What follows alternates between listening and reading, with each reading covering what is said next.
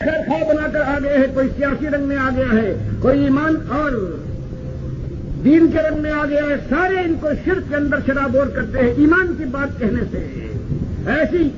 چوری ہے، ایسے بھاگتے ہیں کہ خالص دنیا کے لیے دنیا کو ان سوتے ہوئے جو مرنے والے ہیں، جہنم کی آگ میں جھونکے جانے والے ہیں، ان کو اور تھپکیاں دے کے سوتے رہو یہاں تک کہ تمہاری آنکھ کھلے جہنم کے اندر۔ تو بتائیے بھائیو، انصاف کرو، اپنی جانوں کو تو بچاؤ، اپنے ان معصوموں کو جہنم کی آگ سے تو بچاؤ۔ پہلے ایمان درست کرو۔ پہلی بات یہ کہ اللہ اکیلا ہے، اللہ کی ذات کا نہ نور کا ہے اللہ، نہ اللہ کی ذات کا کوئی شریک ہے۔ پھر اللہ ہی عالم الغیب ہے، ہر جگہ سے ہر بات کو جانتا ہے۔ یہ جن کے متعلق خیال ہے کہ ان کو پکارو علی ہو یا غوث ہو یا داتا اور دستگیر ہو، وہ سنیں گے، یہ جھوٹ اور فریب ہے، شرک ہے، یہ علم میں شرک ہے۔ اللہ کے سامنے سجدہ ہے، اور ان بتوں کے سامنے جو مسلمانوں کے بڑے بت ہیں، بڑے بابا جو کہلاتے ہیں، ان کے سامنے جھکنا جو ہے یہ خالص بت پرستی اور شرک ہے۔ اللہ نے کہا ہے کوئی رحمت کروں میں تو میرے نام پر نظر و نیاز کرو، یہ میرا احسان ہے، میرا شکریہ ادا کرو۔ یہ میلادیں کرنے والے، یہ میلاد النبی کے نام پر نظر و نیاز اللہ کے نبی سمجھ کرنے والے، یہ 11ویں کی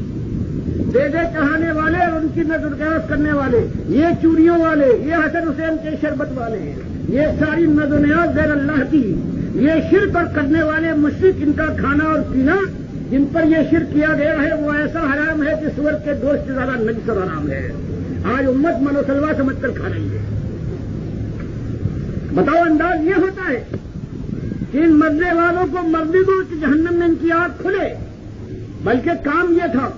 کہ اللہ کے نبی صلی اللہ علیہ وسلم صحابہ کی طرح سے پکارتے ہوئے گزرتے کہ الہکم الہ واحد لا الہ الا هو الرحمن الرحیم، کہ لوگوں تمہارا الہ ایک ہی الہ ہے،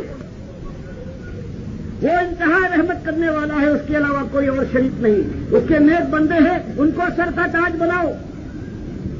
وہ ایماندار تقوی والے تھے، اللہ کے سامنے جھکے رہتے تھے، اللہ کے دین کے لیے انہوں نے اپنے سر کی بازی کھیلی ہے،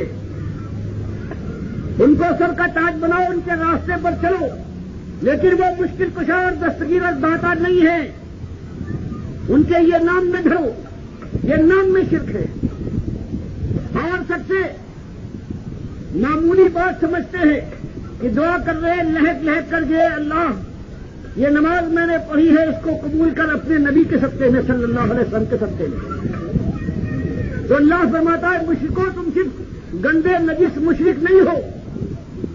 بلکہ تم اللہ کی توہین کرنے والے بھی ذلیل ترین لوگ ہو، کیونکہ مالک فرماتا ہے للہ الاسماء الحسنی فادعوہ بہا۔